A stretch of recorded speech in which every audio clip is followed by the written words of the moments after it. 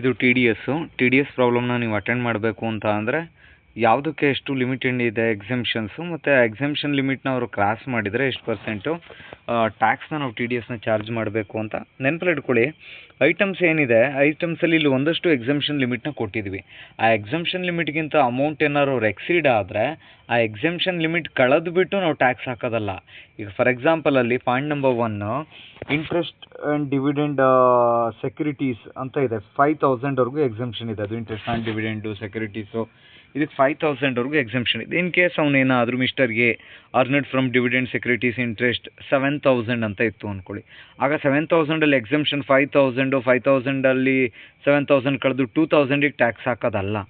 ಅವನೇನಾದರೂ ಈ ಎಕ್ಸೆಂಪ್ಷನ್ ಲಿಮಿಟ್ನ ಕ್ರಾಸ್ ಆದ ಅಂತ ಅಂದರೆ, ಫಾರ್ ಎಕ್ಸಾಂಪಲ್ ಅವ್ನು 7,000 ಅರ್ನ್ ಮಾಡಿದ್ದ ಅಂದರೆ ಅಷ್ಟಕ್ಕೂ 7,000 ಮೇಲೆ ಈ 10% ಚಾರ್ಜ್ ಮಾಡಬೇಕು. ಈ ರೀತಿ ಅವನು ಬಿಲೋ 5,000 ಒಳಗೆ ಅರ್ನ್ ಮಾಡಿದ್ದ ಅಥವಾ 5,000 ಅರ್ನ್ ಮಾಡಿದ್ದ ಅಂದರೆ ಎಕ್ಸೆಂಪ್ಟು. ಸೊ ಸ್ಟ್ಯಾಂಡರ್ಡ್ಗಿಂತ ಎಕ್ಸೆಂಪ್ಷನ್ಗಿಂತ ಜಾಸ್ತಿ ಅರ್ನ್ ಮಾಡಿದ್ರೆ ಮಾತ್ರ ಅಪ್ಲಿಕಬಲ್ ಹೇಳಿ. ಈಗ ಫಸ್ಟ್ ನೋಡೋಣ ಯಾವ್ಯಾವುದಕ್ಕೆ ಏನೇನು ರೇಟ್ ಇದೆ ಅಂತೇಳಿ. ಸೊ ರೇಟ್ನ ಅಬ್ಸರ್ವ್ ಮಾಡೋಣ ಬನ್ನಿ. ಇದು very important. Items exemption limit rate. ಆ ಎಕ್ಸೆಂಪ್ಷನ್ ಲಿಮಿಟ್ನ ಕ್ರಾಸ್ ಆದರೆ ಇಷ್ಟು ಪರ್ಸೆಂಟು ಟ್ಯಾಕ್ಸ್ ಆ ಐಟಮ್ ಮೇಲೆ ಕೊಡಬೇಕು ಅವ್ರು. ನೋಡಿ, ಡಿವಿಡೆಂಡು ಇಂಟ್ರೆಸ್ಟು ಸೆಕ್ಯೂರಿಟೀಸ್ ಏನಿದೆ ಇದಕ್ಕೆ ಎಕ್ಸೆಂಪ್ಷನ್ ಲಿಮಿಟ್ 5,000. 5,000 ಮೇಲೆ ಅವರು ಏನಾದ್ರು ಎಕ್ಸೀಡ್ ಆದ್ರೂ 10% ಚಾರ್ಜ್ ಮಾಡಬೇಕು. ಬ್ಯಾಂಕ್ ಡೆಪಾಸಿಟು ಅದ್ರ ಮೇಲೆ ಒಂದು 40,000 ಅಂದರೆ ಇಂಟ್ರೆಸ್ಟ್ ಆನ್ ಬ್ಯಾಂಕ್ ಡೆಪಾಸಿಟ್ಸ್ ಏನಿರುತ್ತೆ ಅದು 40,000 ಮೇಲೆ ಅವ್ರು ಕ್ರಾಸ್ ಆದರು ಅಂದರೆ 10%. Next winning from horse race. Winning from horse race, crossword puzzles, lottery, T V reality show ಅದರಲ್ಲಿ 10,000ವರೆಗೂ ಎಕ್ಸೆಂಪ್ಟ್. 10,000 ಮೇಲೆ ಏನಾದ್ರು ₹1 ದುಡಿದ್ರು ಅದ್ರ ಮೇಲೆ 30% ಟ್ಯಾಕ್ಸ್ ಹಾಕಬೇಕು. Next commission to lottery agent ಅಥವಾ ಇನ್ಶೂರೆನ್ಸ್ ಕಮಿಷನ್ನು 15,000ವರೆಗೂ ನೀವು ಇಸ್ಕೊಳ್ಳೋ ಕಮಿಷನ್ ಎಕ್ಸೆಂಪ್ಟು. 15,000ಕ್ಕಿಂತ ಜಾಸ್ತಿ ಆದರೆ ಅದು ಎಷ್ಟು ಜಾಸ್ತಿ ಇರುತ್ತೆ ಅದ್ರ ಮೇಲೆ 2% ಚಾರ್ಜ್ ಮಾಡಬೇಕು. ಅಂದರೆ ಟೋಟಲ್ ಈಗ 15,000 ಎಕ್ಸೆಂಪ್ಷನ್ ಇರುತ್ತೆ, 17,000.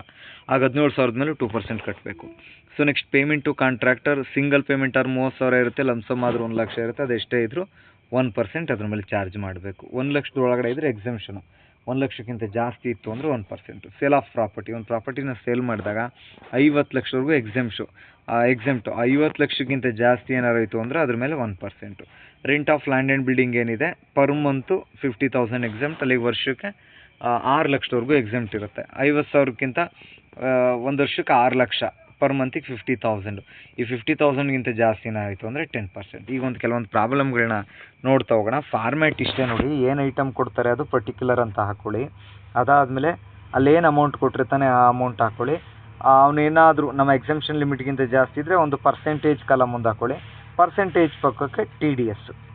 ಈ ಅಮೌಂಟು ಇಲ್ಲೇನಾರು ಅವನು ಈ ಲಿಮಿಟ್ಗಿಂತ ಎಕ್ಸೀಡ್ ಆದರೆ ಎಷ್ಟು ಪರ್ಸೆಂಟೇಜ್ ಬರುತ್ತೆ ಆ ಪರ್ಸೆಂಟೇಜ್ಗೆ ಅಮೌಂಟ್. ಇದು ನೆನಪಲ್ಲಿ ಇಟ್ಕೋಬೇಕು. ಇದು ನೀವು ಒಂದು ಬಾರಿ ನೋಡ್ಕೊಳ್ಳಿ.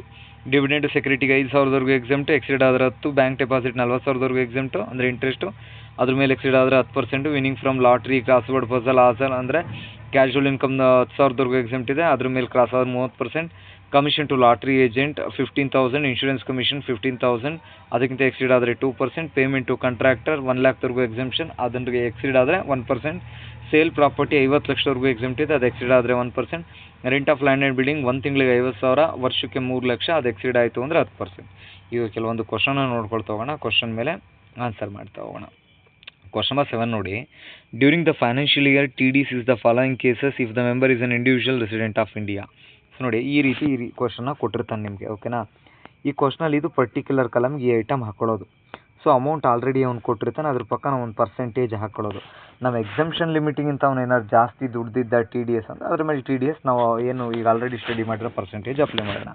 ಈಗ income from interest of securities ನೋಡಿ, income from interest on securities ಮತ್ತು ಡಿವಿಡೆಂಡು 5,000ವರೆಗೂ ಎಕ್ಸೆಂಪ್ಟು. ಬಟ್ ಎಷ್ಟೈತಿ ಇಲ್ಲಿ 20,000. 5,000ಕ್ಕಿಂತ ಜಾಸ್ತಿ ಇದೆ ಅಲ್ವಾ, ಎಕ್ಸೆಂಪ್ಷನ್ ಲಿಮಿಟೇ 5,000. 20,000 ಜಾಸ್ತಿ ಇದೆ ಅಂತಂದರೆ 5,000ಕ್ಕೆ ಮೇಲೇನೇ ಇದೆ. ಈಗ 20,000ದ ಮೇಲೂ ಸ್ಟ್ಯಾಂಡರ್ಡ್ ಪರ್ಸೆಂಟೇಜ್ 10%ನ ಅಪ್ಲೈ ಮಾಡಿಬಿಟ್ಟು ಈ ಕಡೆ ಕಾಲಮಿಗೆ 20,000ಕ್ಕೆ 10% ಅಂದರೆ 2,000 ಹಾಕಬೇಕು. Point number 2 winning from lottery. Winning from lottery, crossword puzzle, casual income ಏನಿರುತ್ತೆ ಅದೆಲ್ಲದಕ್ಕೂ ಕೂಡ ಎಕ್ಸೆಂಪ್ಷನ್ ಲಿಮಿಟ್ ಬಂದುಬಿಟ್ಟು. ಸೊ ನೆಕ್ಸ್ಟು ಲಾಟ್ರಿ ವಿನ್ನಿಂಗಿಗೆ ಬಂದರೆ ಲಾಟ್ರಿ ವಿನ್ನಿಂಗು 50,000 ಇದೆ. ನಮ್ಮ ಎಕ್ಸೆಂಪ್ಷನ್ ಲಿಮಿಟ್ ಇರೋದು ಕ್ಯಾಶುವಲ್ ಇನ್ಕಮಿಗೆ 10,000. 10,000ಕ್ಕಿಂತ ಜಾಸ್ತಿ ಇದೆ ಅಲ್ವಾ, 50,000 ಅಂದರೆ ಮೋರ್ ದ್ಯಾನ್ 10,000. ಸೊ ಕ್ಯಾಶುವಲ್ ಇನ್ಕಮಿಗೆ ಪರ್ಸೆಂಟೇಜ್ 30%. ಅದಕ್ಕೆ ನಾನು ನಿಮಗೆ ಸ್ಟಾರ್ಟಿಂಗು ಎಷ್ಟು ಎಕ್ಸಮ್ಷನ್ ಲಿಮಿಟ್ ಇದೆ, ಆ ಎಕ್ಸಮ್ಷನ್ ಲಿಮಿಟ್ ಆದರೆ ಎಷ್ಟು ಪರ್ಸೆಂಟ್ TDS ಹಾಕಬೇಕು ಅಂತ ಹೇಳಿದ್ದು. Next dividend from domestic company. Dividend exemption limit ಇರೋದು 5,000, ಬಟ್ ಇಲ್ಲಿರೋದು 10,000, ಮೋರ್ ದ್ಯಾನ್ 5,000 ಅಲ್ವಾ. ಸೊ ಅದ್ರ ಮೇಲೆ 10% ಅಂತ ಅಂದರೆ 1,000. Winning from horse races more than 10 ಇದೆ, ಎಕ್ಸಮ್ಷನ್ ಇರೋದೇ 10,000, ನೀವು ಗೆದ್ದಿರೋದು 20,000. ಸೊ ಅಲ್ಲಿಗೆ 20,000 ಅಂತ ಅಂದರೆ 30% ಕ್ಯಾಲ್ಕುಲೇಟ್ ಮಾಡಿ ಹಾಕ್ಬೇಕು, 6,000. Next winning from another horse races 3,000 ಇದೆ ನೋಡಿ, ನಮಗೆ ಎಕ್ಸಮ್ಷನ್ ಲಿಮಿಟ್ ಇರೋದು 10,000, ಬಟ್ ಇವ್ರು ಗೆದ್ದಿರೋದು 3,000. ಸೊ ಬಿಲೋ 10,000 ಇರೋದ್ರಿಂದ ಎಕ್ಸೆಂಪ್ಟ್ ಇದು. ನೆಕ್ಸ್ಟ್ ಅಂದರೆ 10,000 ಕ್ರಾಸ್ ಆದರೂ ಮಾತ್ರ ಟ್ಯಾಕ್ಸ್ ಹಾಕೋದು.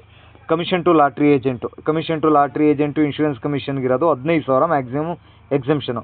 15,000 ಎಕ್ಸಮ್ಷನ್ ಇರೋದು ಇವ್ನಿಗೆ ಖರ್ಚು ಒಂದು ಕಮಿಷನ್ ಮಾಡಿರೋದು 30,000. ಸೊ ಅಲ್ಲಿಗೆ 15,000 ಎಕ್ಸಿಡ್ ಆಗಿದ್ದಾನೆ, ಅಲ್ಲಿಗೆ 2% ಕ್ಯಾಲ್ಕುಲೇಟ್ ಮಾಡಿ ಹಾಕ್ಬೇಕು. ನೆಕ್ಸ್ಟ್ ನೋಡಿ ಇನ್ಶೂರೆನ್ಸ್ ಕಮಿಷನು. ಎಕ್ಸಮ್ಷನ್ ಲಿಮಿಟ್ ಇರೋದು 15,000, ಇವ್ನು ಕಮಿಷನ್ ತಗೊಂಡಿರೋದೇ 10,000, ಅಲ್ಲಿಗೆ ಎಕ್ಸೆಂಪ್ಟು, ಟ್ಯಾಕ್ಸ್ ಹಾಕಂಗಿಲ್ಲ. So interest on bank deposit. Bank deposit 40,000ವರೆಗೂ ಎಕ್ಸಮ್ಷನ್ ಇದೆ. ಸೊ ಅಲ್ಲಿಗೆ 15,000 ಅಷ್ಟೇ ಇರೋದು, ಬಿಲೋ 40,000. ಸೊ ಅಲ್ಲಿಗೆ exempt. Winning from crossword puzzle. So ಇದು ಕ್ಯಾಶುವಲ್ ಇನ್ಕಮ್ 10,000ವರೆಗೂ ಎಕ್ಸಮ್ಷನ್ ಇದೆ. Winning from horse race, crossword puzzles, lottery ಇವೆಲ್ಲವೂ ಎಕ್ಸಮ್ಷನ್ 10,000. ಮೋರ್ ದ್ಯಾನ್ 10,000 ಇದೆ, ಸೊ ಅಲ್ಲಿಗೆ 30% TDS. Next payment to contractor. ನಾನು ನಿಮ್ಗೆ ಹೇಳಿದೆ 1,00,000ವರೆಗೂ ಎಕ್ಸಮ್ಷನ್ ಇದೆ. ಸೊ 1,00,000 ಕರೆಕ್ಟಾಗಿ ಅಲ್ಲಿಗಿದೆ, ಸೊ ಎಕ್ಸೆಂಪ್ಟ್. 1% ಮಾಡೋ ಅವಶ್ಯಕತೆ ಇಲ್ಲ, ಯಾಕೆಂದರೆ 1,00,000 ಆರ್ ಮೋರ್, ಇನ್ನೂ 1,00,000 ಅಷ್ಟೇ, 1,00,000ವರೆಗೂ ಎಕ್ಸಮ್ಷನ್ ಇದೆ, ಹಾಗಾಗಿ ಇಷ್ಟು. ಇಲ್ಲಿ ಟೋಟಲ್ TDSನ ಕ್ಯಾಲ್ಕುಲೇಟ್ ಮಾಡಿ ಕೂಡಿದರೆ ಆಯಿತು. ಈ ರೀತಿ ನೀವು ಮೇಯ್ನ್ TDS ಪ್ರಾಬ್ಲಮ್ ಅಟೆಂಡ್ ಮಾಡೋರು ನೆನಪಲ್ಲಿ ಇಟ್ಕೋಬೇಕಾಗಿರೋದು ಏನು ಐಟಮ್ಮು, ಎಷ್ಟು ಎಕ್ಸಮ್ಷನ್ ಲಿಮಿಟು, ಆ ಎಕ್ಸಮ್ಷನ್ ಲಿಮಿಟ್ನ ಕ್ರಾಸ್ ಆದರೆ ಎಷ್ಟು ಪರ್ಸೆಂಟು. ಡಿವಿಡೆಂಡು ಮತ್ತು ಸೆಕ್ಯೂರಿಟೀಸ್ಗಾದರೆ 5,000 exempt 10%. Casual income like horse race, crossword puzzles and winning from lottery, TV reality shows, ಇದರಲ್ಲಿ 10,000ವರೆಗೂ ಎಕ್ಸೆಂಪ್ಟ್ ಇದೆ ನೀವು ದುಡಿಯೋದಕ್ಕೆ. ಅದಕ್ಕಿಂತ ಜಾಸ್ತಿ ನೀವು ರಿಸೀವ್ ಮಾಡಿದ್ರಿ ಅಂದರೆ 30%. ಮತ್ತು ಪೇಮೆಂಟ್ ಟು ಕಾಂಟ್ರಾಕ್ಟರ್ಗಾದರೆ ಲಮ್ಸಮ್ 1,00,000ವರೆಗೂ ಎಕ್ಸೆಂಪ್ಟ್ ಇದೆ, ಸಿಂಗಲ್ ಪೇಮೆಂಟ್ 30,000ವರೆಗೂ ಎಕ್ಸೆಂಪ್ಟ್ ಇದೆ. ಸೊ ಅದಕ್ಕಿಂತ ಕ್ರಾಸ್ ಆದರೆ 1%. ಇನ್ನು ಕಮಿಷನ್ ಏಜೆಂಟ್ ಆಗಿರ್ಬೋದು, ಲಾಟ್ರಿ ಏಜೆಂಟ್ ಆಗಿರ್ಬೋದು, ಇವ್ರಿಗೆ 15,000ವರೆಗೂ ಎಕ್ಸೆಂಪ್ಟ್ ಇದೆ. 15,000ಕ್ಕಿಂತ ಜಾಸ್ತಿ ನೀವೇನಾರು ಮಾಡಿದ್ರಿ ಅಂದರೆ ಅದಕ್ಕೆ 2% ಅವ್ರಿಗೆ ಕಮಿಷನ್ ಪೇ ಮಾಡಬೇಕು. ಸೊ ಈ ರೀತಿ ಇದು ನೆನಪಲ್ಲಿ ಇರಬೇಕು. ಈಗ ಇನ್ನೊಂದು ಕ್ವಶನ್ನ ನೋಡೋಣ ಮುಂದೆ. ಸೊ ಇಲ್ಲಿ ನೋಡಿ, ಇದೊಂದು ಸ್ಪೆಷಲ್ ಪ್ರಾಬ್ಲಮ್ ಆ್ಯಕ್ಚುಲ್ ಆಗಿ. ಬೇಸಿಕ್ಸ್ ಇದು ಕಂಪ್ಲೀಟ್ಲಿ ಸ್ಯಾಲ್ರಿ ಬಗ್ಗೆ ಕೊಟ್ಟಿದ್ದಾರೆ. ಸ್ಯಾಲ್ರಿ TDS 6,00,000, 2,50,000, 1,00,000 LIC ಇದೆ ನೋಡಿ. ಈಗ ಬೇಸಿಕ್ ಸ್ಯಾಲ್ರಿ 6,00,000, DA 2,50,000, ಕಮಿಷನ್ನು 1,00,000, LIC ಪ್ರೀಮಿಯಮ್ ಡಿಡಕ್ಷನಿಗೆ ಬರುತ್ತೆ ಇಲ್ಲಿ ನೋಡಿ. ಸೊ ಬೇಸಿಕ್ ಸ್ಯಾಲ್ರಿನ ನಾವು ತೊಗೊಂಡ್ವಿ 6, 2, 8,500, 8, 1, 9,500ನಾ. 9,500 ಲಕ್ಷದಲ್ಲಿ ನಾವು ಮಾಡಬೇಕಾದ್ರೆ ನೆಕ್ಸ್ಟ್ LIC 50,000 ಇದೆ. ಸೊ ಅಲ್ಲಿಗೆ 50,000ನ ಕಳ್ಕೊಂಡ್ರೆ ಇನ್ನು 9,00,000 ಉಳಿತಾ. ಸೊ ಅಲ್ಲಿಗೆ ಇದು ಗ್ರಾಸ್ ಟೋಟಲ್ ಇನ್ಕಮ್ ಇದ್ದು ನೆಟ್ ಆಯಿತು. 80C ಅಂಡರಲ್ಲಿ LIC ಕಳ್ಕೊಂಡ್ರೆ ಅಲ್ಲಿಗೆ 9 lakh ಉಳೀತು. ಓಕೆನಾ. ಈ 9 lakhಗೆ ನೆಕ್ಸ್ಟ್ ನಾವೇನು ಮಾಡ್ತಾ ಹೋಗ್ತೀವಿ ಅಂತ ಅಂದರೆ ಟ್ಯಾಕ್ಸ್ ಲಯಬಿಲಿಟಿ.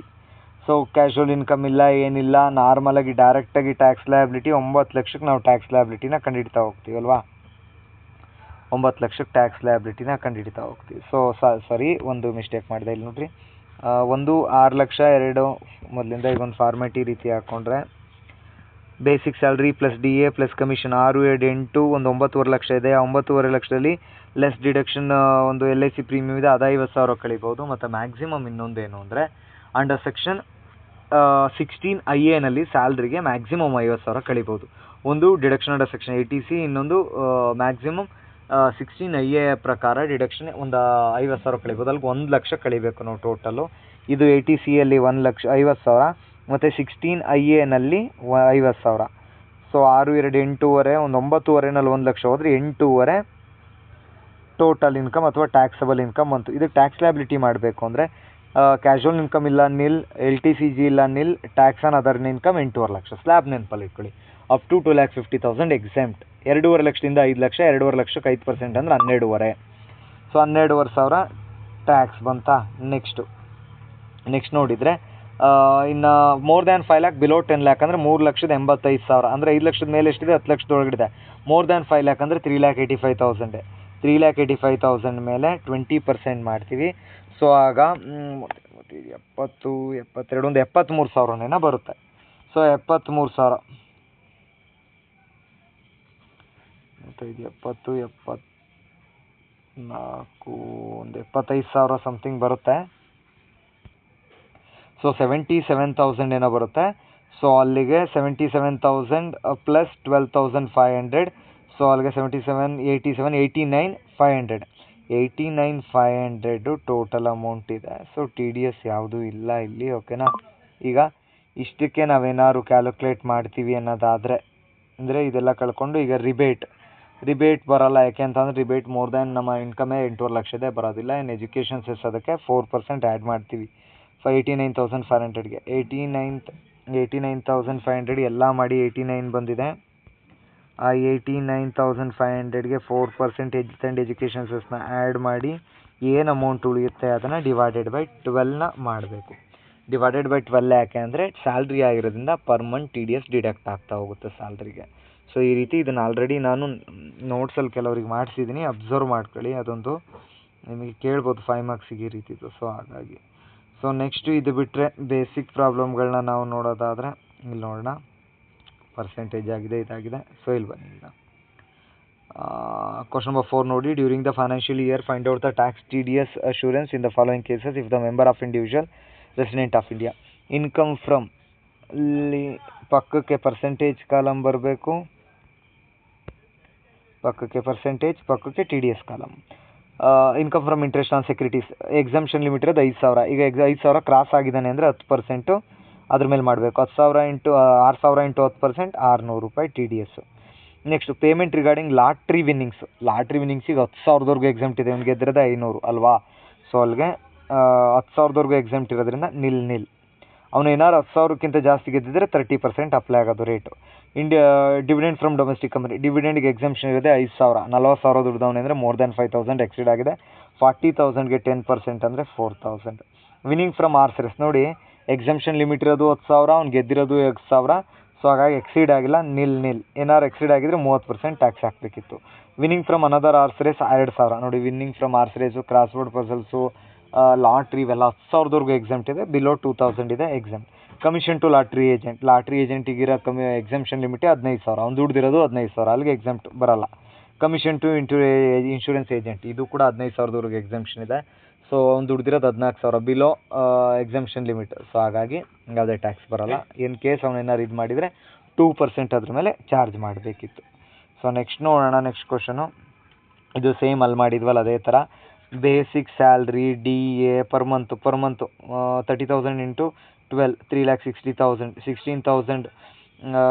ಸೊ ಇದು 16,000 per month 1,60,000 plus 32,000 1,92,000 bonus 40,000 add ಮಾಡಿಕೊಂಡ್ರೆ ಇದು ಟೋಟಲ್ ಇನ್ಕಮ್ ಸಿಗುತ್ತೆ. ಟೋಟಲ್ ಇನ್ಕಮಿಂದ ಡಿಡಕ್ಷನ್ನು LIP life insurance premium deduction per month ಹೇಳಿದಾನೆ 24,000 ಕಳ್ಕೊಳ್ಳೋಣ. RPF ಕಳ್ಕೊಳ್ಳೋಣ. ಟೋಟಲ್ ಇನ್ಕಮ್ ಮೇಲೆ ಸ್ಯಾಲ್ರಿ ಡಿಡಕ್ಷನ್ 16IA ಪ್ರಕಾರ 50,000 ಕಳ್ಕೊಂಡ್ರೆ ಡಿಡಕ್ಷನ್ ಸಿಗುತ್ತೆ ನಮಗೆ. ಸೊ ಅದಾದಮೇಲೆ ಅದ್ರ ಮೇಲೆ ಟ್ಯಾಕ್ಸ್ ಲಯಬಿಲಿಟಿ ಮಾಡಿ, ಟ್ಯಾಕ್ಸ್ ಲಯಬಿಲಿಟಿಗೆ ಹೆಲ್ತ್ ಆ್ಯಂಡ್ ಎಜುಕೇಷನ್ ಸೆಸ್ನ ಆ್ಯಡ್ ಮಾಡಿಕೊಂಡು ಕೊನೆಗೆ ಏನು ಬರುತ್ತೆ ಅದನ್ನು ಡಿವೈಡೆಡ್ ಬೈ 12ನಿಂದ ಮಾಡಬೇಕಾಗುತ್ತೆ. ಸೊ ಈ ರೀತಿ ಒಂದು ಕ್ವಶನ್ ಇದೆ. ಸೊ ನೆಕ್ಸ್ಟ್ ನೋಡುವ. ಫಸ್ಟ್ ಕ್ವಶನ್ ಇದೆ ನೋಡಿ. From the following gross income compute the amount of tax deducted at source if the recipient is an individual and resident of India. Interest on listed debenture 5,000ವರೆಗೂ ಅಷ್ಟೇ exemption ಇರೋದು. Sorry, interest on listed securities debenture 5,000ವರೆಗೂ ಅಷ್ಟೇ exemption ಇರೋದು. More than 5,000 ಇರೋದ್ರಿಂದ taxable 10%. Winning from Karnataka state government lottery 20,000 exemption ಇರೋದು 10, ಅವ್ನು ದುಡ್ದಿರೋದು 20. So 30% ಮಾಡಾಕಬೇಕು. Domestic from Indian 10,000. So 5,000 exemption ಇತ್ತು, 10,000 ದುಡ್ದಿದ್ದಾರೆ. ಸೊ 10,000ಕ್ಕೂ taxable. Interest on 6% 5 bank deposit ನೋಡಿ. ಬ್ಯಾಂಕ್ ಡೆಪಾಸಿಟು ನೋಡೋಣ ಇಂಟ್ರೆಸ್ಟ್ ಬಡ್ಡಿ ಎಷ್ಟು ಬರುತ್ತೆ ಅಂತ. 3 ಲಕ್ಷದ ಮೇಲೆ 60% ಮಾಡಿದರೆ 8 6 5 30 ಎಷ್ಟು 3 5 15 30 ಚಿಲ್ಡ್ರನೇನೋ ಬರುತ್ತೆ. ಸೊ ಅಲ್ಲಿಗೆ ಬ್ಯಾಂಕ್ ಡೆಪಾಸಿಟ್ 40,000ವರೆಗೂ ಎಕ್ಸಾಮ್ಟರ್ ಇರೋದ್ರಿಂದ ಬಿಲೋ 40,000 ಬಂದರೆ ಎಕ್ಸಾಮ್, ಮೋರ್ ದ್ಯಾನ್ 40,000 ಬಂದರೆ ಟ್ಯಾಕ್ಸಬಲ್. ಅದ್ರ ಮೇಲೆ ನಾವೇನು 10% ಮಾಡೋ ಅವಶ್ಯಕತೆ ಇಲ್ಲ.